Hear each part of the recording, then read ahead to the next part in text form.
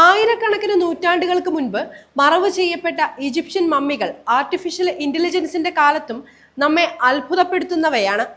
ഇതിനു മുൻപും നിരവധി അമൂല്യമായ പുരാവസ്തുക്കൾ കണ്ടെടുത്തിട്ടുള്ള ഈജിപ്തിലെ ഓക്സിറഞ്ചസ് എന്ന പുരാവസ്തു ഖനന പ്രദേശത്തു നിന്നാണ് സ്വർണ്ണനാവും നഖങ്ങളുമുള്ള 13 ഈജിപ്ഷ്യൻ മമ്മികളെയും കണ്ടെത്തിയത്.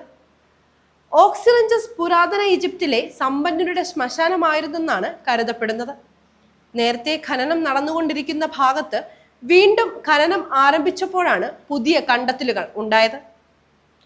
ഇതോടൊപ്പം നിരവധി ചുമർ ചിത്രങ്ങളും പ്രദേശത്തു നിന്നും കണ്ടെത്തിയിട്ടുണ്ട്.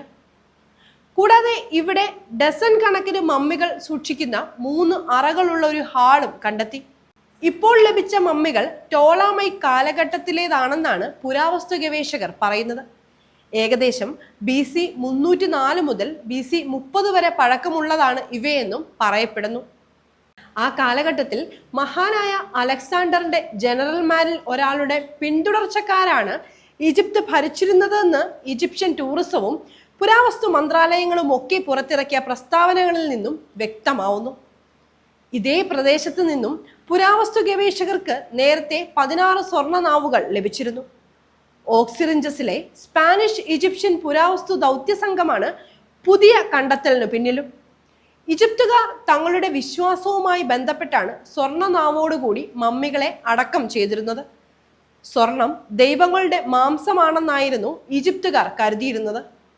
ഇതിനാൽ തന്നെ സ്വർണ്ണനാവുകൾ മരണാനന്തര ജീവിതത്തിൽ മരിച്ചവരെ സംസാരിക്കാൻ സഹായിക്കുമെന്നും പുരാതന ഈജിപ്തുകാർ വിശ്വസിച്ചു. പുതിയ കണ്ടെത്തലോടെ ഈ പ്രദേശത്ത് അക്കാലത്തെ പ്രധാനപ്പെട്ട എംബാമിംഗ് ഹൗസ് നിലനിന്നിരിക്കാമെന്നാണ് അനുമാനം.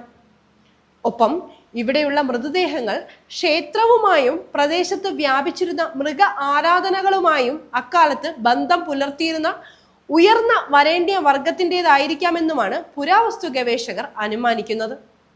13 സ്വർണ്ണ നാവുകളോടൊപ്പം 29 മന്ത്രത്തകിടുകളും പുരാവസ്തു ഗവേഷകർ ഇവിടെ നിന്നും കണ്ടെത്തിയിട്ടുണ്ട്.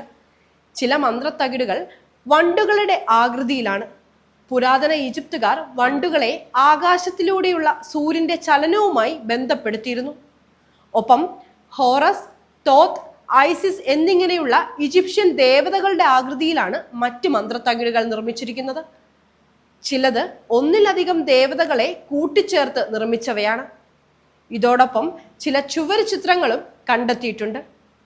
ഇതിൽ വെൻ-നെഫർ എന്ന ശവകുടീരത്തിന്റെ ഉടമയെ നിരവധി പുരാതന ഈജിപ്ഷ്യൻ ദേവതകൾ അനുഗമിക്കുന്ന രീതിയിലാണ് വരച്ചിരിക്കുന്നത്. മറ്റൊരു ചിത്രത്തിൽ ഈജിപ്ഷ്യൻ ആകാശ ദേവതയായ നട്ടിന്റെ ചിത്രവുമുണ്ട്. ഒപ്പം ഒന്നിലധികം ദേവതകൾ കയറിയ നീണ്ട വഞ്ചിയുടെ ചിത്രവും കണ്ടെത്തിയ ചിത്രങ്ങളെല്ലാം മികച്ച ഗുണനിലവാരമുള്ളവയാണ്. അവയിൽ ഉപയോഗിച്ച നിറങ്ങൾക്ക് പോലും കാര്യമായ മങ്ങലേറ്റിട്ടില്ലെന്നും ലൈഫ് സയൻസ് റിപ്പോർട്ട് ചെയ്തിട്ടുണ്ട്.